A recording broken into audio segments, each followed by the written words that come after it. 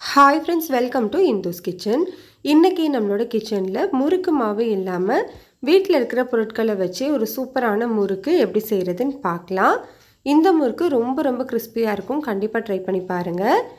இப்போ இத செய்யிறதுக்காக ஃபர்ஸ்ட் ஒரு பிரஷர் குக்கர்ல மெஷரிங் கப்ல 1/2 கப் அளவு பாசிப்பருப்பு சேர்த்துக்கலாம்.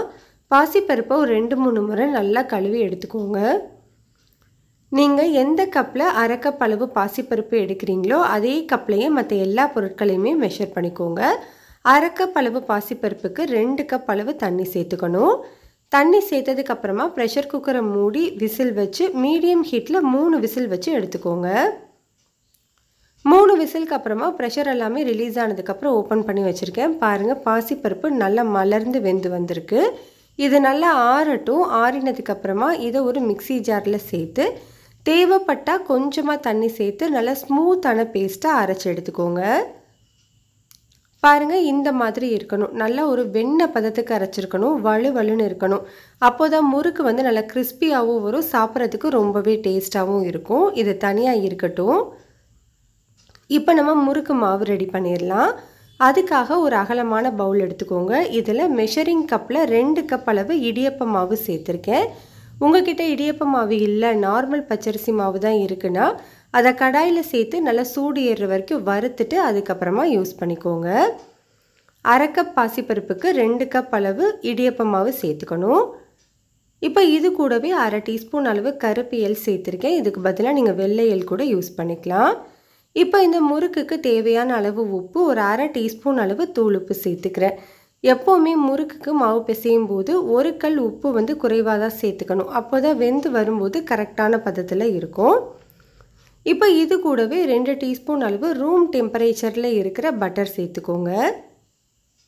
இப்போ இதெல்லாமே சேர்த்ததுக்கு அப்புறமா கை வச்சு நல்லா ஈவனாக மிக்ஸ் பண்ணி விட்டுக்கோங்க. இப்போ நம்ம சேர்த்துருக்கிற பட்டர் வந்து எல்லா மாவுலையுமே படுறது மாதிரி ஃபர்ஸ்ட் நல்லா ஈவனாக கலந்து கொடுத்துக்கோங்க. பாருங்கள் இந்த மாதிரி நல்லா ஈவனாக கலந்துருக்கணும். அதுக்கப்புறமா நம்ம ரெடி பண்ணி வச்சுருக்கிறோம் இல்லையா பாசிப்பருப்பு பேஸ்ட்டு, அந்த பேஸ்ட்டை மட்டும் சேர்த்து பிசைஞ்சிக்கலாம். தண்ணி எதுவுமே சேர்த்துட வேண்டாம். ஃபர்ஸ்ட் நம்ம பாசிப்பருப்பு பேஸ்ட்டு மட்டும் சேர்த்து இந்த மாவோட ஈவனாக கலந்து கொடுத்துக்கோங்க. அதுக்கப்புறமா நம்ம தண்ணி சேர்த்துக்கலாம். முன்னாடியே தண்ணி சேர்த்துட்டோம் அப்படின்னா மாவு வந்து தண்ணி ஆகிடும். பாருங்கள் இந்த மாதிரி நல்லா பிசைஞ்சு எடுத்துகிட்டு இதுக்கப்புறமா நம்ம நார்மலான பச்சை தண்ணி கொஞ்சமாக சேர்த்து இடியப்ப மாவு பதத்துக்கு பிசைஞ்சு எடுத்துக்கணும். சுடு தண்ணிலாம் தேவை கிடையாது. நம்ம நார்மலான பச்சை தண்ணி சேர்த்து பிசைஞ்சாலே போதும். மாவு பிசையும் போதே ஒரு 1/2 டீஸ்பூன் அளவு பெருங்காயத்தூளும் சேர்த்து பிசைஞ்சு விட்டுக்கோங்க. இப்போ பாருங்கள் நான் வந்து மாவு வந்து பிசைஞ்சு எடுத்திருக்கேன்.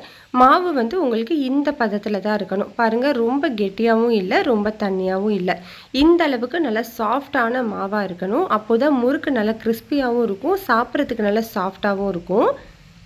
இப்போது இந்த மாவை வந்து நம்ம கொஞ்சமாக எடுத்து நம்ம முறுக்கு அச்சில் சேர்த்துக்கலாம். முறுக்கு செய்கிறதுக்காக நான் இன்றைக்கி இந்த முறுக்கு அச்சு தான் யூஸ் பண்ணியிருக்கேன். இது இல்லை அப்படின்னா நம்ம நார்மலான கிச்சன் ப்ரெஸ்ஸில் இருக்கும் இல்லையா 3 ஹோல் உள்ளது காரசி வச்சு அதை வந்து நீங்கள் தாராளமாக யூஸ் பண்ணிக்கலாம். இப்போ நம்மளுக்கு கொஞ்சமாக மாவு எடுத்து இந்த மாதிரி சிலிண்ட்ரிக்கல் ஷேப்பில் செஞ்சுக்கோங்க. பேலன்ஸ் இருக்கிற மாவை இந்த மாதிரி மூடி போட்டு வச்சுக்கோங்க. அப்போ தான் மேல் மாவு வந்து நம்மளுக்கு காயாமல் இருக்கும். இப்போ நம்ம ரெடி பண்ணி வச்சுருக்கிற அந்த மாவை அப்படியே நம்ம அச்சு உள்ளே சேர்த்துக்கலாம். அச்சு உள்ளே நல்லா எண்ணெய் தடவி விட்டுட்டு அதுக்கப்புறமா சேர்த்துக்கோங்க. அப்போ தான் நம்மளுக்கு பிழியறதுக்கு ஈஸியாக வரும். முறுக்கு வந்து பிழியறதுக்கு இந்த மாதிரி சின்ன தட்டு ஏதாவது எடுத்துட்டு அதோட பின்பகுதியில் இந்த மாதிரி எண்ணெய் தடவி வச்சுக்கோங்க. இப்படி நம்ம முறுக்கு வந்து சுற்றி வச்சுட்டு அதுக்கப்புறமா எண்ணெயில் போடும்போது ஈஸியாக இருக்கும். பாருங்கள் பொறுமையாக இந்த மாதிரி சுற்றி விட்டுக்கோங்க. உங்களுக்கு ஈஸியாக வரும். இந்த ஓரங்கள் எல்லாமே இருக்கு இல்லையா அதை வந்து லைட்டாக இந்த மாதிரி அழுத்தி விட்டுக்கோங்க. இல்லைன்னா எண்ணெயில் போடும்போது நம்மளுக்கு பிரிஞ்சு போகிறதுக்கு சான்ஸ் இருக்குது. இந்த மாதிரி ஒட்டிட்டோம் அப்படின்னா பிரியாது. இப்போ நம்ம முறுக்கு செய்கிறதுக்காக கடாயில் எண்ணெய் சூடுபடுத்தி வச்சுருக்கேன். எண்ணெய் வந்து சூடானதுக்கு அப்புறமா நம்ம ரெடி பண்ணியிருக்கிற அந்த முறுக்கு பிளேட்டை கடாய்க்கு கொஞ்சம் பக்கத்தில் கொண்டு போனீங்கனாலே அழகாக அது விழுந்துடும். ஸ்டவ்வை வந்து லோ டு மீடியம் ஹீட்டில் வச்சுட்டு முறுக்கை வந்து உள்ளே சேர்த்துக்கோங்க. இந்த மாதிரி இல்லை அப்படின்னா அந்த முறுக்கை மட்டும் தனியாக கையில் எடுத்து இந்த கடாய் பக்கத்தில் வச்சு கூட நீங்கள் போட்டுக்கலாம். உங்களுக்கு எது ஈஸியாக இருக்கோ அந்த மாதிரி நீங்கள் செஞ்சுக்கலாம். முறுக்கை வந்து போட்ட உடனே திருப்பி விட்டுற வேண்டாம். ஸ்டவ்வை மீடியம் ஹீட்டில் வச்சுட்டு ஒரு 2-3 நிமிஷத்துக்கு வேக விட்டுட்டு அதுக்கப்புறமா இந்த மாதிரி திருப்பி விட்டு வேக வச்சுக்கோங்க. எண்ணெயோட சலசலப்பு இந்த மாதிரி சுத்தமாக குறைஞ்ச உடனே நம்ம வந்து முறுக்கை வெளியில் எடுத்துடலாம். அவ்வளோதான், நம்மளுக்கு ரொம்ப ரொம்ப டேஸ்டான பாசிப்பருப்பு முறுக்கு வந்து ரெடி ஆகிடுச்சு. கண்டிப்பாக இதை நீங்கள் ட்ரை பண்ணி பாருங்கள். டேஸ்ட் ரொம்பவே நல்லாயிருக்கும், நல்லா மொறு மொறுன்னு இருக்கும். இந்த ரெசிபி உங்களுக்கு பிடிச்சிருந்ததுன்னா லைக் பண்ணுங்கள், ஷேர் பண்ணுங்கள், கமெண்ட் பண்ணுங்கள். மறக்காமல் இந்துஸ் கிச்சனை சப்ஸ்கிரைப் பண்ணிவிட்டு கூடவே பெல் பட்டனையும் கிளிக் பண்ணி ஆளுங்கிற பட்டனையும் கிளிக் பண்ணிக்கோங்க. அப்போது தான் நம்ம போகிற வீடியோஸ் எல்லாமே உடனே உங்களுக்கு நோட்டிஃபிகேஷனில் வரும்.